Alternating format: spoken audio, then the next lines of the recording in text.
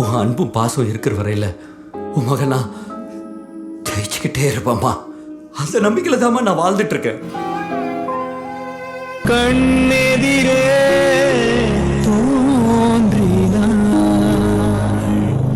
சிவா தம்பி இப்படியே இருந்தா நாளுக்கு நாள் அந்த வலியை மறக்க முடியாம ஜாஸ்தியாகிக்கிட்டே தான் இருக்கும். சிவா தம்பிய பழைய நிலைமைக்கு கொண்டு வரது உன் கையில தாமா இருக்கு. அப்பா, நானும் அவர்கிட்ட எவ்வளவோ பேசி பார்த்துட்டேன். ஆனா நான் பேசுறது எதுவுமே அவர் காதுல விழுதா இல்லையான்னு கூட எனக்கு தெரியல. சிவா சார் இப்படி இருந்து நான் இது வரைக்கும் பார்த்ததே இல்லப்பா. இருக்கத்தானமா செய்யும். அத்தை வார்த்தையே வேத வாக்கா நினைச்சு வாழ்ந்தவர், அவங்க மேல உயிரையே வச்சிருந்தவர்.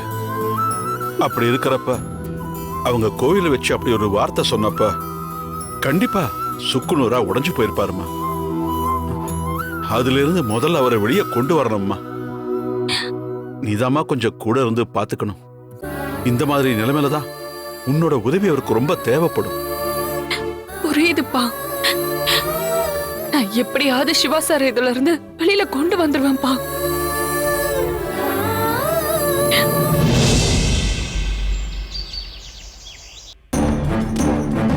அம்மா, இதெல்லாம் வேண்டாம்மா. தயவு செஞ்சு இதுக்கப்புறம் என்ன நடக்குதோ அது நடந்துட்டு போட்டோம்மா. அடி போடி, நாம மட்டும் இதை கண்டுக்காம அப்படியே விட்டோம்னா நம்மள வீட்டை விட்டு துரத்துறதுக்கு அவங்களுக்கு இன்னும் வசதியா போயிடும். நீ சமைக்கிற வேலையை மட்டும் பாரு. அவங்கள போய் எப்படி தாளிக்கணும்னு எனக்கு நல்லா தெரியும். எப்பவுமே உன் புருஷன் வீட்டுல இருக்க மாட்டான். இன்னைக்குன்னு பார்த்து அவ வீட்டுல இருக்கான். ருத்ராமா கூட தான் அங்க உட்காந்துட்டு இருக்கான். இதுதான் சரியான நேரம். நான் போய் பேசிட்டு வரேன். அம்மா,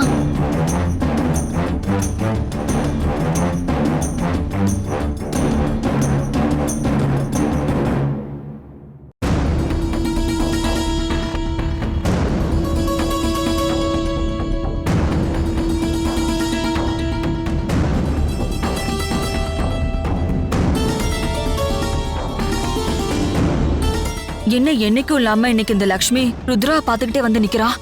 ஒருவேளை போட்டு கொடுத்துருவாளோ அனிதா விஷயத்த. போச்சு, வசமா மாட்டிக்க போறேனே. மம்மி, எதுக்கு தேவையில்லாம இந்த பொம்பளை இங்க வந்து நிக்குது? எனக்கு என்னடா தெரியும்? நானும் உன் கூட தானே உட்கார்ந்துருக்கேன். வாங்க சம்பந்தி, என்ன விஷயம்? என்னடா இந்த நேரத்துல வந்து இதெல்லாம் சொல்றாளேன்னு தயவு செஞ்சு யாரும் தப்பா எடுத்துக்காதீங்க.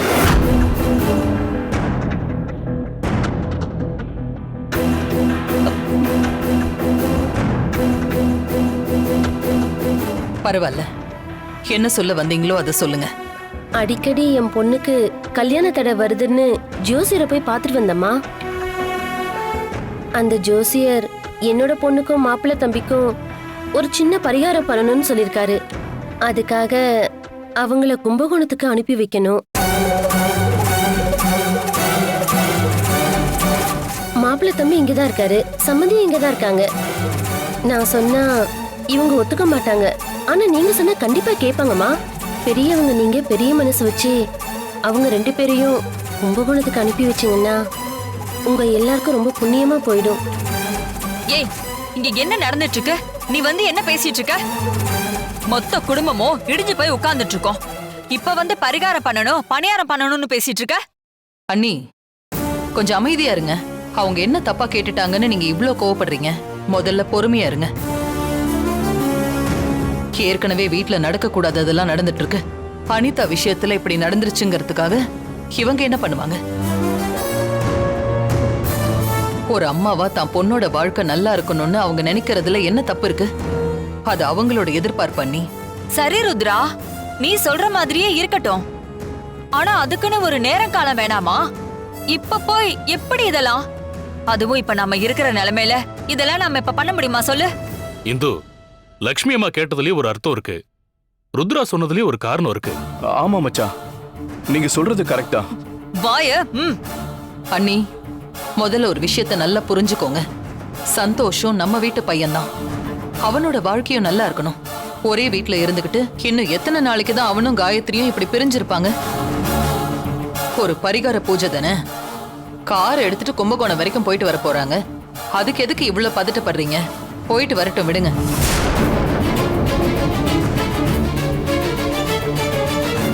ஆஹா, வெண்ண திரண்டு நேரடியா நம்ம கைக்கே வருதே. அவங்க சொன்னதும் டக்குன்னு ஓகே சொல்லிடாதடா சந்தோஷ். சந்தோஷ், அத்தை, காயத்ரியை கூட்டிக்கிட்டு கும்பகோணத்துக்கு போய் அவங்க அம்மா என்ன பரிகார பூஜை சொல்றாங்களோ அத பண்ணிட்டு வா. அத்தை, அது வந்து நான் இப்ப எப்படி அத்தை அங்க போக முடியும்? உண்மையிலே என்னோட வார்த்தைக்கு நீயாவது மரியாதை கொடுக்கறதா இருந்தா தயவு செஞ்சு போயிட்டு வா. டேய் சந்தோஷ், உன்னோட அண்ணன் தான் ருத்ராவோட பேச்ச கேட்கவே இல்ல. நீயாச்சும் உன் அத்தை சொல்றத கேளு. ம், சரிம்மா. எனக்கு விருப்பம் இல்லைனாலும் உங்களோட வார்த்தைக்கு மரியாதை கொடுத்து நான் காயத்ரியை கூட்டிட்டு அந்த பரிகாரத்தை பண்ணிட்டு வந்துடுறேன் அத்தை. ரொம்ப சந்தோஷமா. பெரிய மனசு பண்ணி நீங்க பெருந்தன்மையா நடந்துகிட்டத நான் எப்பவுமே மறக்க மாட்டேன். ரொம்ப நன்றிமா.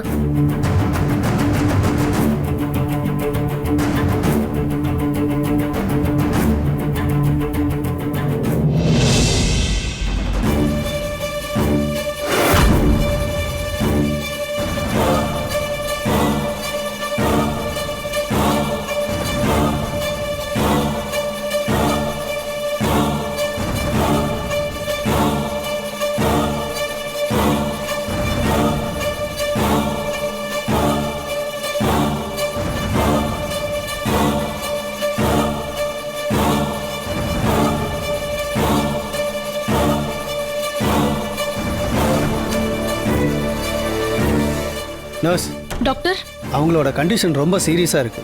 இவங்களை இங்க கொண்டு வந்து அட்மிட் பண்ண அட்டெண்டர் யாரு? அட்டெண்டர் யாருன்னு தெரியல டாக்டர். அட்டெண்டர் யாருன்னு தெரியலையா? அட்லீஸ்ட் அவரோட கான்டாக்ட் டீடைல்ஸாவது இருக்கா? அவர் அட்மிட் பண்ணிட்டு போகும்போது இங்க இருக்கிற ஆயம்மா கிட்ட ஒரு கான்டாக்ட் நம்பர் கொடுத்து அவங்க கண்ணு முழிச்சதும் எனக்கு ஃபோன் போட்டு தகவல் சொல்லுங்கன்னு சொல்லிட்டு போயிருக்காரு. சரி, அப்ப முதல்ல அந்த நம்பருக்கு ரீச் பண்ண பாருங்க. பேஷண்டோட சீரியஸ் கண்டிஷன் எல்லாத்தையும் எடுத்து சொல்லி அவரை உடனே இங்க வர வைங்க. நான் அந்த நம்பருக்கு ட்ரை பண்ணேன், ஆனா நாட் ரீச்சபிள்னு வருது. தொடர்ந்து 4-5 டைம் ட்ரை பண்ணேன், அப்பவும் அப்படிதான் வருது டாக்டர். அதெல்லாம் எனக்கு தெரியாது. இங்க இந்த பேஷண்ட் அட்மிட் ஆகும்போது யார் இன்சார்ஜோ அவங்க தான் இதுக்கு ரெஸ்பான்ஸ் பண்ணி ஆகணும். அடுத்த ஆல்டர்னேட்டிவா என்ன பண்ணணும்னு யோசிங்க.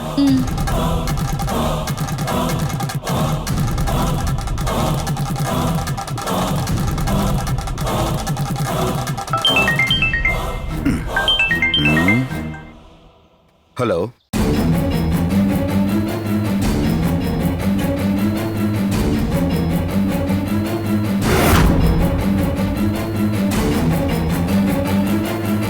அப்புறம் முக்கியமான ஒரு விஷயம், எது நடந்தாலும் தகவல் சொல்ல சொல்லி யாரோ ஒருத்தவங்க ஃபோன் நம்பர் கொடுத்துட்டு போயிருக்காங்க. என்ன தவிர வேற யாரு விமலா பத்தி அங்க வந்து விசாரிச்சிருப்பாங்க? சரி, உனக்கு யாருன்னு தெரியுமா? எனக்கு தெரியாதுன்னு. ஹாஸ்பிட்டல் வெளியே இருந்த ஆயாமா அவனை பார்த்துருக்காங்க. நான் வேணும்னா அவங்க கிட்ட விசாரிச்சு பார்த்துட்டு அப்புறம் உங்களுக்கு தகவல் சொல்றேன். முதல்ல அந்த வேலையை பாரு. நீ எதிர்பார்த்ததை விட அதிகமாவே உன் கைக்கு வந்து சேரும். அது மட்டும் இல்லாம அங்க என்ன நடந்தாலும் முதல்ல எனக்கு தான் தகவல் தரணும். சரிங்கண்ணே.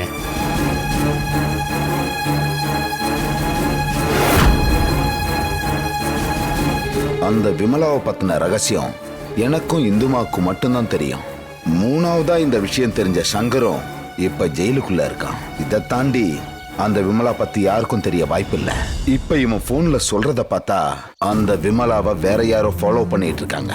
முதல்ல அது யாருன்றத கண்டுபிடிச்சாதான் இந்த விமலா இன்னும் யார் யார்கிட்ட சொல்லியிருக்கான்றது நமக்கு தெரிய வரும்.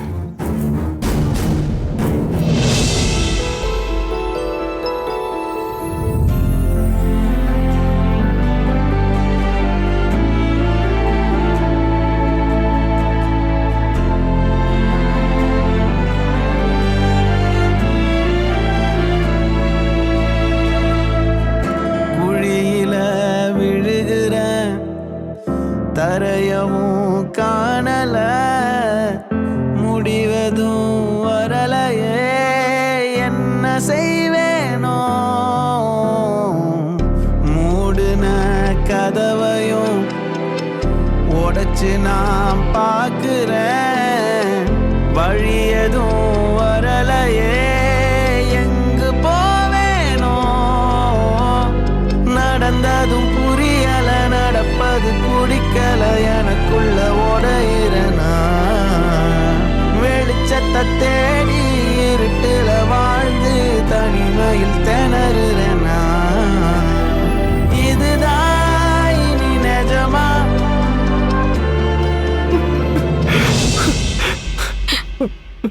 இன்னும் எவ்வளவு நேரம் அழணுமோ தயவு செஞ்சு வாய் விட்டு அழுதுருங்க சிவா சார்.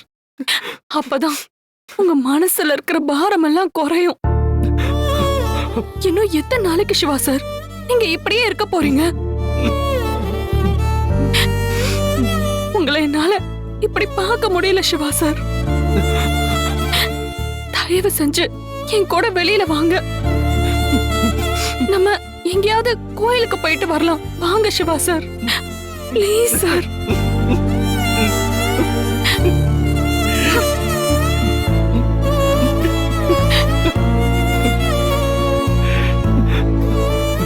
அழுதுறங்க சிவா சார். இன்னும் கொஞ்ச நேரம் ஆனாலும் பரவாயில்ல, நான் காத்திருப்பேன். ருத்ராமா இன்னைக்கு கோவில்ல கோவத்துலதான் அவ்வளவு வார்த்தையை விட்டாங்க. கண்டிப்பா உண்மை ஒரு நாள் எல்லாருக்குமே தெரிய வரும். அனிதா சொன்ன மாதிரி நீங்க அப்படி பண்ணிருக்க மாட்டீங்கன்னு எனக்கு நல்லா தெரியும். மனசு ரொம்ப கஷ்டமா இருந்துச்சுன்னா நமக்கு நிம்மதி தரக்கூடிய இடத்தை தேடி நம்ம போகணும் சிவா சார்.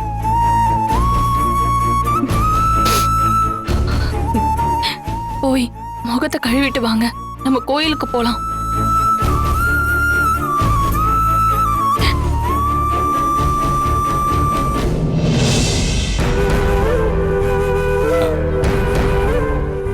மாமா வர சொல்லி இருந்தீங்க.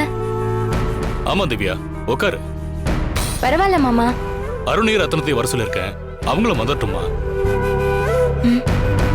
மாமா எதுக்காக 3 பேரையும் ஒன்னா வர சொல்லிருக்காரு? ஐயா வர சொல்லிருந்தீங்க. ஆமா ரத்னம், உட்காரு. இல்லைங்கய்யா, பரவாயில்ல. ஒரு முக்கியமான விஷயத்தை பத்தி பேசுறதுக்கு தான் உங்க 3 பேரையும் நான் இப்ப வர சொல்லிருக்கேன். சிவா இங்க இருந்ததுனால கம்பெனி வேலை எல்லாத்தையுமே அவனே நல்லா பொறுப்பா பாத்துக்கிட்டான். ஆனா அதுக்கப்புறம் கோயில்ல என்ன நடந்துச்சுன்னு உங்க எல்லாருக்குமே நல்லா தெரியும். ருத்ரா குரூப் ஆஃப் கம்பெனிஸ்ல இருக்கிற ஒரு சில டிபார்ட்மெண்ட்ஸ அனிதா கவனிச்சுக்கிறா. ஆனா கம்பெனியோட A to Z எல்லாத்தையும் சிவா தான் பாத்துக்கிட்டு இருந்தான். சிவா இல்லாததால இப்ப இது எல்லாத்தையும் பாத்துக்கிற பொறுப்பு ருத்ரா தலையில விழுந்துருச்சு. இப்போதைக்கு ருத்ரா இருக்கிற சூழ்நிலையில எல்லாத்தையும் பேலன்ஸ் பண்ண முடியாது. அதனால கண்டிப்பா உங்களோட உதவி தேவைப்படுது. அதனாலதான் உங்க 3 பேரும் இங்க வர சொன்னேன். நான் என்ன செய்யணும்னு சொல்லுங்க மாமா, என்னால முடிஞ்சதை நான் கண்டிப்பா பண்றேன். திவ்யா, நம்ம கம்பெனியோட லீகல் டிபார்ட்மெண்ட்டை நீ தான் ஹேண்டில் பண்ணணும். சரி சரிங்க நம்ம மாமா. டீம்ல இருக்கிற எல்லாருமே ஒர்க்கை கம்ப்ளீட் பண்ணிடுவாங்க. ஆனா அது எல்லாத்தையுமே ருத்ரா அப்ரூவல் பண்றதுக்கு முன்னாடி ஒரு தடவை அதை கம்ப்ளீட்டா செக் பண்ணிடு. நீ ஓகே சொன்னா மட்டும்தான் ருத்ராவே அப்ரூவல் பண்ணுவா. சரிங்க மாமா. அருண் சார், சொல்லுங்க சார். இதுக்கு முன்னாடி ஏற்கனவே நம்ம கம்பெனியோட அக்கவுண்ட் டிபார்ட்மெண்ட்ஸ்ல உங்களுக்கு எக்ஸ்பீரியன்ஸ் இருக்கு. ஆமா சார். அதனால திவ்யா எப்படி லீகல் டீமுக்கு ரெஸ்பான்ஸோ அதே மாதிரி அக்கவுண்ட்ஸ் டீமுக்கு நீங்க தான் ரெஸ்பான்ஸ். Okay sir. அவங்க 2 பேரும் எழுத படிக்க தெரிஞ்சவங்க, அதனால அவங்க இந்த வேலையை பார்ப்பாங்க. நான் இதுல என்ன உதவி பண்ண முடியும்னு சொல்லுங்கய்யா. என்ன ரத்னம் எப்படி சொல்லிட்டீங்க? உண்மையை சொல்லணும்னா அருண் திவ்யாவை விட மிகப்பெரிய பொறுப்பே உங்களுக்கு தான் இருக்கு. என்ன சொல்ல வரீங்கன்னு ஒன்னும் புரியலைங்கய்யா. இவங்க 2 பேரும் ஆபீஸ் ஒர்க்கா பார்த்துப்பாங்க. ஆனா ருத்ராவை இனிமே பாத்துக்க போறது நீங்க தான். இப்ப இருக்கிற சூழ்நிலையில ருத்ரா மனசுல விட கொஞ்சம் வீக்கா இருக்கிற மாதிரி எனக்கு ஃபீல் ஆகுது. அதனால ருத்ரா இங்க இருந்து கிளம்பிட்டா கூடவே இருந்து இன்னும் ஒரு படி மேல சொல்லணும்னா உங்க கூட பிறந்த பொறப்ப போல ருத்ராவை பக்கத்துல இருந்து பாத்துக்கணும். ருத்ரா எங்க போனாலும் அவளுக்கு ஒரு பிஏ மாதிரி நீங்க பக்கபலமா இருக்கணும். சரிங்கய்யா. இனிமே எல்லாத்தையும் நீங்க 3 பேர் தான் பொறுப்பா கவனிச்சுக்கணும். சரிங்க மாமா. ஐயா சரிங்க. வரங்கய்யா. வாங்க. Thank you sir.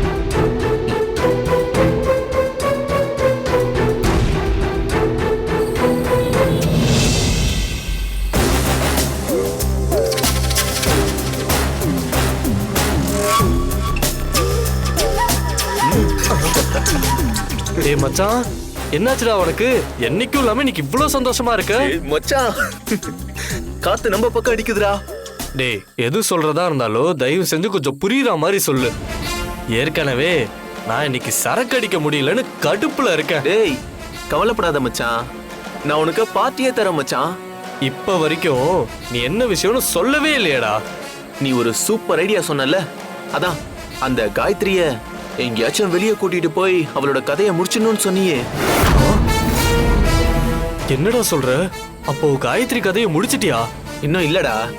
முதல்ல வெறுப்பேத்தாம எதை சொல்றதா இருந்தாலும் தெளிவா சொல்றா. என்னோட மாமியார் யாரோ ஒரு ஜோசியரை போய் பார்த்திருக்காங்க போல.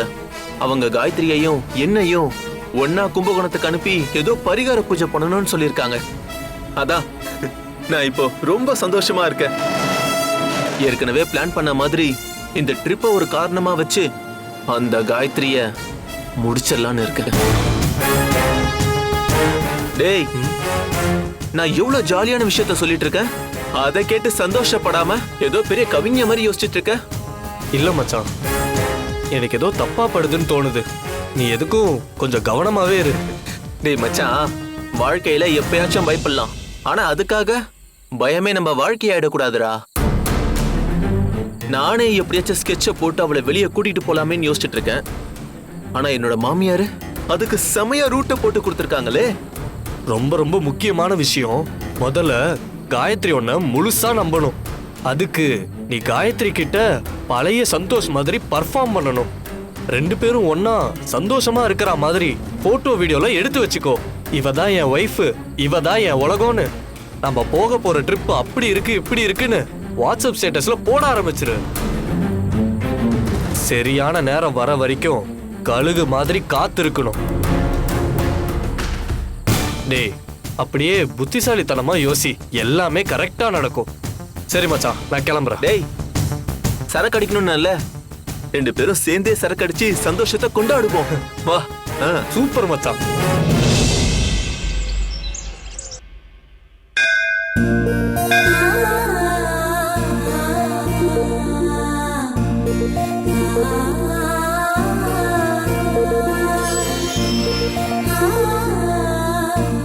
சார், ருத்ராமா அன்னைக்கு கோவத்துல சொன்னத இப்ப வரைக்கும் நீங்க நினைச்சுக்கிட்டே இருக்கீங்க. இன்னும் அதுல இருந்து நீங்க வெளியே வரவே இல்லை. இப்ப நான் உங்களை கோயிலுக்கு கூட்டிட்டு வந்ததுக்கான காரணம் உங்க மனசுல இருக்கிற பாரம் எல்லாத்தையும் கோயில்ல இறக்கி வைக்கதான். நீங்க எதுவும் நினைக்காதீங்க சார்.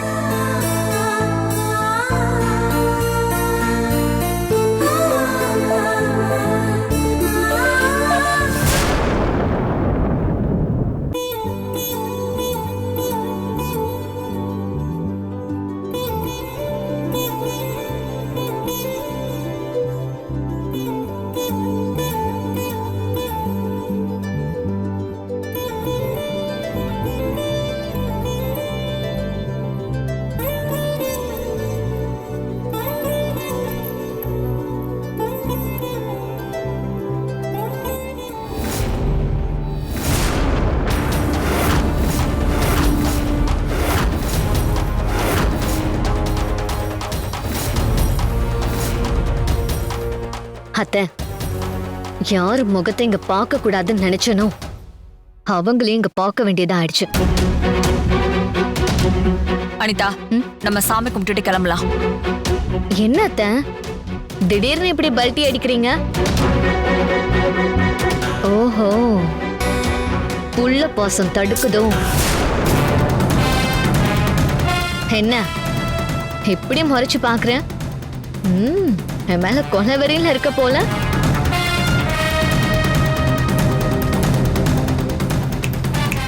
ஹே, என்னோட வாழ்க்கையில இப்ப வரைக்கும் எனக்கு இருக்கிற பெரிய டார்ச்சர்னா அது நீ மட்டும். கோயில் அச்சேன்னு பாக்குற இல்ல? இல்லனா என்ன பண்ணுவேன்? இதுக்கப்புறம் உன்னால என்ன என்ன பண்ண முடியும்? உனக்கு கேன்சர்னு சொன்னப்போ உண்மையில நான் எவ்வளவு வருத்தப்பட்டேன் தெரியுமா? ஆரம்பத்துல இருந்து நீ சின்ன சின்ன விஷயம் பண்ணும் போதெல்லாம் அதெல்லாம் ஏதோ தெரியாம பண்ற, ஏதோ கோவத்துல பண்றேன்னு நினைச்சேன். ஆனா எப்ப சக்தி மூலமா நீ பண்ணிட்டு இருக்கிறதெல்லாம் நாடகம்னு எனக்கு தெரிஞ்சதோ அப்பவே உன் மேல எனக்கு இருந்த மரியாதை போயிடுச்சு. உன் முகத்துல முழிக்கிறதையே இப்ப நான் அருவருப்பா நினைக்கிறேன். நீ என்ன அருவருப்பா நினைச்சாலும் பரவாயில்ல, கேடு கெட்டவன் நினைச்சாலும் எனக்கு அதை பத்தி கவலையே இல்ல. நீ நினைக்கிற எல்லாத்துக்கும் நான் பொறுப்பாக முடியாது. அப்புறம் உனக்கு ஒரு விஷயம் தெரியுமா? ஆரம்பத்துல இருந்து நான் என்னமோ உன்னை உண்மையாதான் காதலிச்சேன். ஆனா எப்போ நீ எனக்கு உண்மையா இல்லாம இவளுக்கு உண்மையா இருக்கணும்னு நினைச்சியோ உன்னை அப்பவே கொஞ்சம் கொஞ்சமா என்ன அறியாமலே வெறுக்க ஆரம்பிச்சிட்டேன். இந்த கேன்சர் டிராமா கூட உன்னையும் இவளையும் பிரிக்கிறதுக்காக மட்டும்தான் நான் பண்ணேன். கடைசி வரைக்கும் இந்த சக்தி என்னோட இடத்தை அடைஞ்சிடக்கூடாதுன்னு நான் ரொம்ப தெளிவா இருந்தேன். அனிதா, இப்ப நாம எதுக்காக வந்தோமோ அந்த வேலையை மட்டும் பார்க்கலாம். இந்த இடத்துல தேவையில்லாம பிரச்சனை வேணாம். வா. அத்தை, இவங்க 2 பேரையும் ஒருவேளை நான் பார்க்காம இருந்திருந்தா நான் பாட்டுக்கு அமைதியா சாமி கும்பிட்டுட்டு போயிட்டே இருந்திருப்பேன். நான் எப்ப மறுபடியும் இவங்களை பார்த்தேனோ அப்பவே நான் பிரச்சனை பண்ணணும்னு முடிவு பண்ணிட்டேன். இங்க பாரு சிவா, இந்த கோவில்ல வச்சு சொல்றேன், நல்லா கேட்டுக்கோ. என்னோட மம்மியாவது அவங்க முகத்துல தான் முழிக்க கூடாதுன்னு சொன்னாங்க. ஆனா அவங்க மனசுக்குள்ளயும் ஏதோ ஒரு இடத்துல உன் மேல அவங்களுக்கு பாசம் இருந்துட்டு தான் இருக்கு. ஹே சக்தி, இனிமே இந்த அனிதா பண்ண போற காரியத்துல கொஞ்சம் நஞ்சம் இருக்கிற அந்த பாசம் கூட இல்லாம போயிடும்.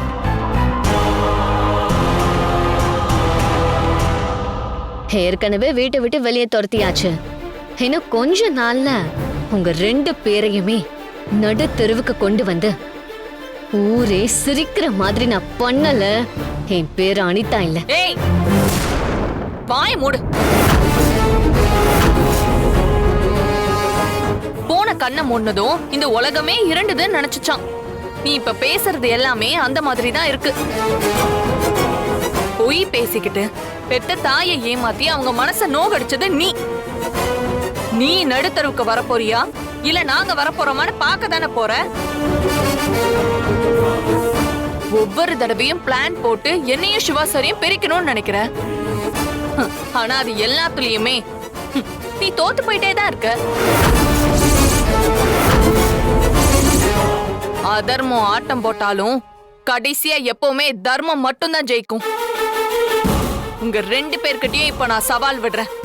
இதே கோயில்ல இங்க இருக்கிற சாமிய சாட்சியா வச்சு சொல்றேன். எந்த ருத்ராமா கிட்ட இருந்து சிவாசரை நீங்க பிரிச்சீங்களோ அந்த ருத்ராமா கையாலேயே தாலி எடுத்து கொடுத்து அவங்க சம்மதத்தோட ஆசீர்வாதத்தோட சிவாசரை என் கழுத்துல தாலி கட்ட வைக்கல என் பேர் சக்தியே இல்லடி.